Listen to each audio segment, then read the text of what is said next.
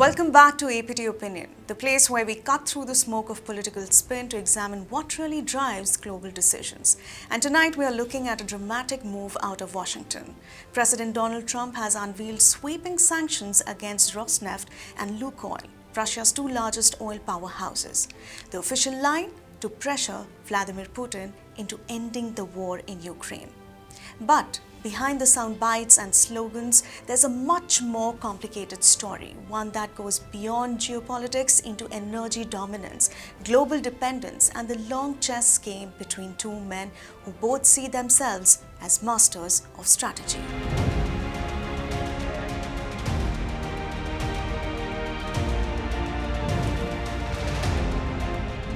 Donald Trump announced these sanctions in his signature style, confident, performative, and full of certainty. Calling the move tremendous, he framed it as both moral necessity and geopolitical leverage. Every time I speak to Vladimir, I have good conversations, and then they don't go anywhere, Trump said after meeting NATO Secretary General Mark Rutte. That line summed up his frustration. He wants a quick win, a photo op handshake, a deal. But Putin doesn't play by those timelines. For the Kremlin, time isn't the enemy, it's the weapon.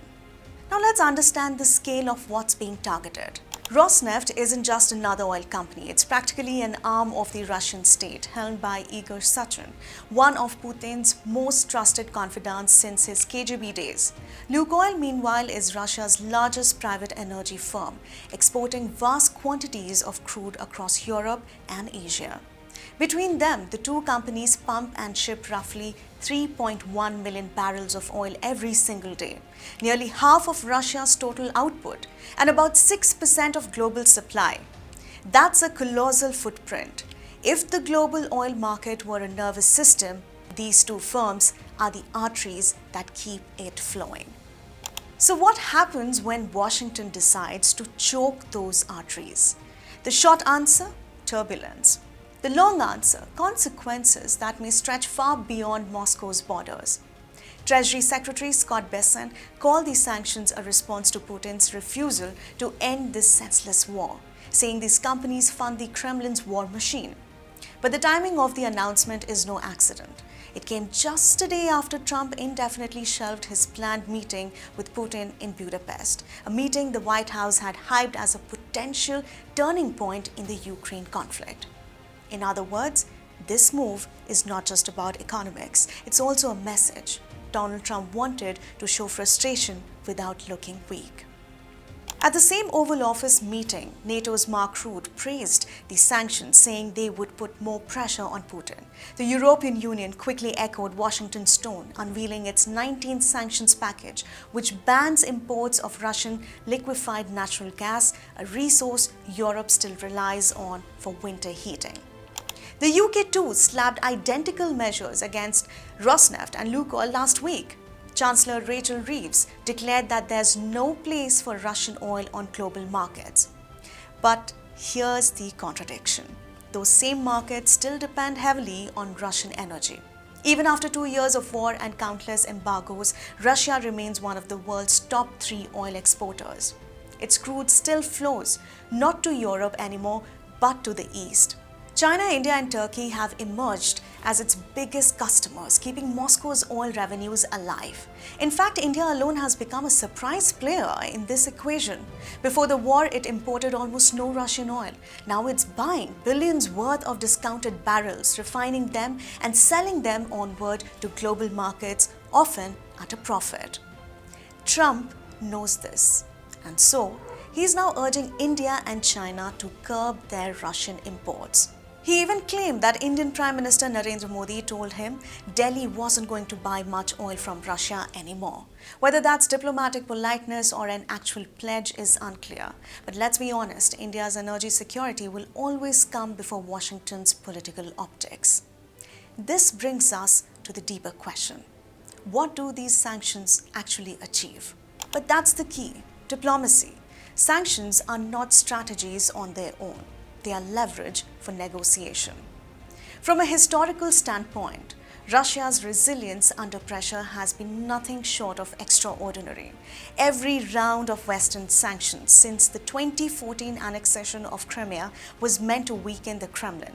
Instead, it forced Moscow to build alternatives, new trading partners, new currencies for transactions, new supply chains through the East. What was once a weakness has become a source of strategic strength. Even now, with Rosneft and Lukoil facing blacklisting, Russian oil still finds buyers, often through intermediaries in the UAE, Singapore, and Southeast Asia. And let's not forget, the ruble hasn't collapsed. Russia's GDP rebounded in 2024 and its military-industrial output continues to grow, largely sustained by energy revenues and domestic production. Sanctions, paradoxically, have created a more self-sufficient Russian economy, leaner, tougher, and less dependent on Western imports. Meanwhile, the West is not immune to the fallout. Within hours of Donald Trump's announcement, global oil prices surged 5%, with Brent crude shooting past $92 a barrel. That means higher costs for American drivers, European manufacturers, and developing nations that import energy. Inflation, which Washington had only just begun to tame, could rise again. Even Trump's own allies have privately warned that targeting global oil supply could be politically risky ahead of next year's midterm elections. A spike at the gas pump is the one thing no American president wants on their record. But Trump seems convinced that the political payoff, looking tough on Putin, outweighs the economic pain. In Moscow, though, the response was calm, almost dismissive. The Russian embassy in London called the move a reckless act that will disrupt energy markets and harm the poorest nations. And why would he? From his point of view, these sanctions are just another confirmation that the West has no plan beyond punishment. For every sanction, Russia's global partnerships deepen. China increases its purchases, India negotiates better prices, and the global South, tired of Western economic dominance, sees in Moscow a counterweight to US power. Putin's strategy has never been about short-term optics. It's about endurance. He's betting that Western unity will crack under economic strain. And he's probably right. Already, European leaders are divided over how long they can sustain sanctions that hurt their own economies more than Russia's. Donald Trump's new round of restrictions might strengthen that fracture further.